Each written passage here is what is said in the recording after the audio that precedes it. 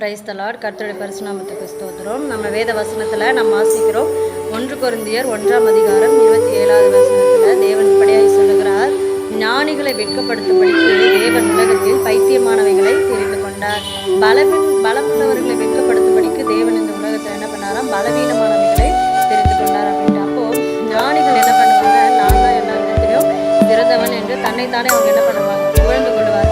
ஆனால் தேவன் என்ன பண்ணுகிறாராம், பைத்தியமானவர்களை தெரிந்து கொள்கிறார். ஏன் அப்படின்னா அவர்களை வெட்கப்படுத்தும்படிக்கு, யாரையும் அற்பமாக எண்ணாதபடிக்கு தேவன் என்ன பண்ணுகிறார், இந்த உலகத்தில் பைத்தியமானவைகளை தெரிந்து கொள்ளுகிறாராம். ஏன் அப்படின்னா அவர்களுடைய இருதயம் எப்படி இருக்குமா, எல்லாவற்றிலும் பரிசுத்தமுள்ள ஒரு இருதயமா இருக்கும். அவர்கள் மற்றவர்களுக்கு தீங்கு செய்ய மாட்டாங்க. அது மாத்திரம் இல்லை, அவர்களுடைய இருதயம் கபடற்ற ஒரு இருதயமாய் காணப்படும். அது மாத்திரம் இல்லை, ஏன் பலமானவர்களை தேர்ந்தெடுக்கும்படிக்கு தேவன் இல்லாமல் பலவீனமானவர்களை ஏன் தேர்ந்தெடுக்கிறார் அப்படின்னா, பலவீனம் உள்ள இடத்துல தேவன் செய்வார். அவர்கள் தங்கள் பலங்களை குறித்து என்ன பண்ண மாட்டார்கள், ஒரு நாளும் பெருமை பாராட்ட மாட்டார்கள்.